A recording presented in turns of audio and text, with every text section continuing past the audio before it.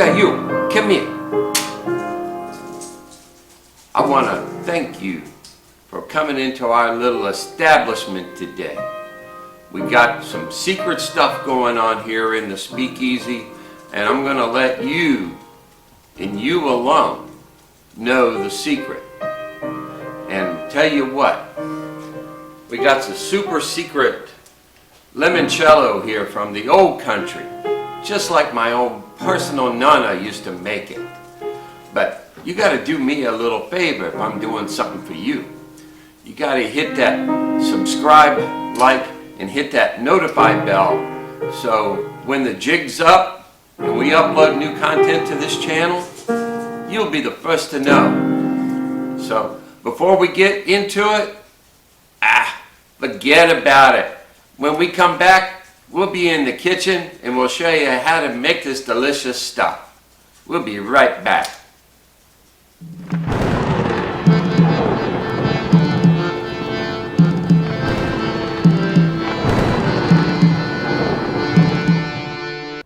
Hey, and welcome back. We really appreciate you watching the show today. If this is your first time being here, we really value you taking the time out to learn about this. And if you're coming back, we appreciate you even more. But before we jump in, make sure you hit that subscribe, like, and hit that notify bell so you're the first one to know when we upload new content.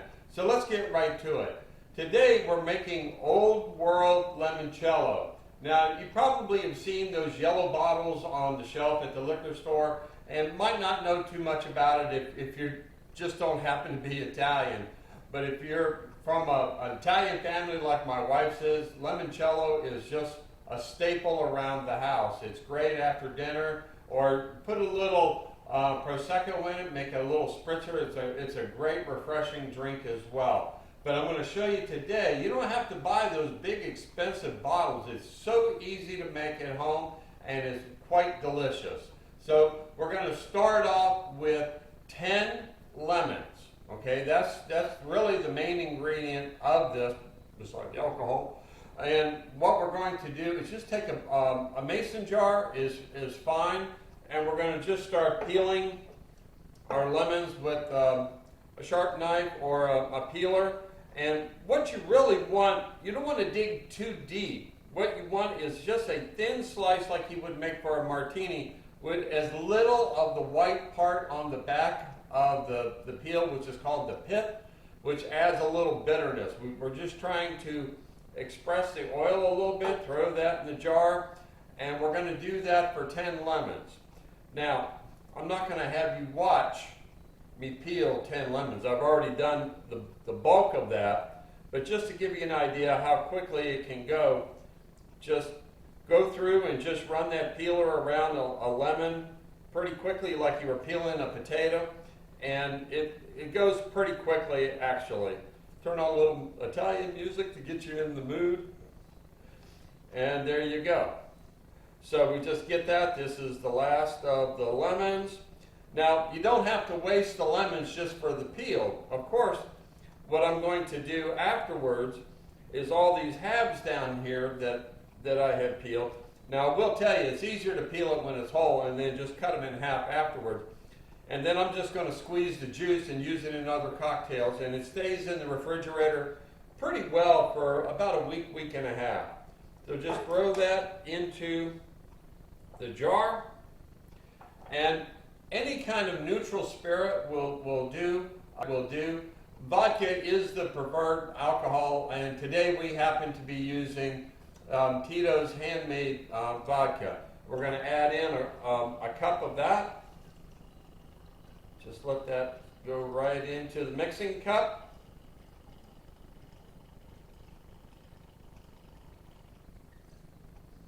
And we're going to pour that right in the mason jar.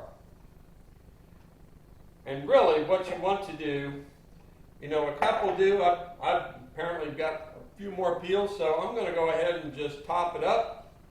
A little extra doesn't hurt around here. And just, we're going to seal that up. Now, there are two kinds of lids. Now, I didn't mention this before, but this makes a fantastic gift, particularly around the holidays. There are two kinds of lids. You're probably familiar with the two-piece lid that most mason jars come with. I prefer the single piece lid with the white food liner in there. And we're just going to seal that up.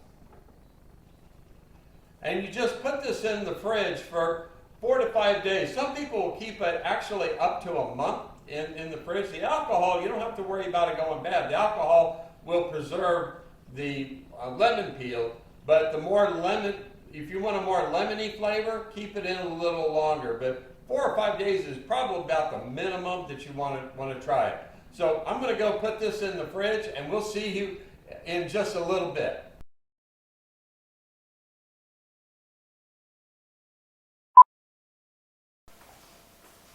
Hey, welcome back. It's been about a week since we've had this simmering in the refrigerator, so now we only have a couple of more steps and we'll get this delicious drink ready to serve. Okay, so the first thing we're going to do is just go ahead and just let that breathe a little bit, but we need 2 more ingredients before we put all of this together, and we're going to make a simple syrup. Now, you can buy simple syrup in the grocery store, but let me tell you how easy it is. You just take a cup of white sugar or demerara sugar and a cup of water, and you boil it and just give it a gentle stir until it becomes clear. And then you can bottle that, and that'll stay for several weeks in the fridge. And you can use it in delicious drinks like our How to Make a Perfect Old Fashioned. If you check out some of our other videos. Now, we've already made the simple syrup. We've let it cool down because when you boil water, it's at 212 degrees. Now, you don't want to mix that instantly with your steeped vodka because that'll burn out the alcohol. Let it cool down to room temperature, and that's for 2 reasons. Alcohol starts burning off at 173, so we don't want to do that. And the other part is for safe handling. So I've already boiled this, mixed this up, let it cool down to room temperature, and then we're just going to go ahead and take our vodka that we steeped in the lemon peels, and we're going to strain that out. And you can already see how yellow, well, you may not, but I can see it, how yellow that vodka is, and let that all drain in without the lemon peels falling in. Now, you can do one of 2 things with the lemon peels. You can go ahead and just toss them, like I'm going to here in just a second, or you can save some of them, and they make a great garnish for martinis. So I'm just going to go ahead and just dispose of these for right now because I've already got a bunch. Alrighty, get that in there. All of that can be gone. And then you can, when we're done, we can either pour the limoncello back into the mason jar, and that's perfectly fine, or you can get a more decorative bottle that actually gives a little more higher perceived value. So we have that strained into the bowl, and we're going to take the simple syrup and we're just going to pour that right in. Now, I could have just poured the vodka right into the pot, but if you notice there's a little spout here on the bowl, it just makes it easier getting it into the bottle. Put that over in the sink. Give that just a little stir. Or you can just pour it and shake the bottle afterwards. It really doesn't matter. Now, limoncello goes back several centuries. And you can use it in just a small little aperitif glass or a small little jigger, because a little bit of this goes a long way. If you're looking for a more refreshing drink, though, you can actually mix some Prosecco or sparkling wine with this and make more of a spritz to it. So we're just going to take that bowl with a funnel. Since we've already strained it, there's no... Hey, this is Bourbon Bill. Now, you know there's always a dad joke, bad joke portion of the program, and this episode is no different. Did you know there's only 3 letters in the pirate alphabet? Because we just can't get past the C.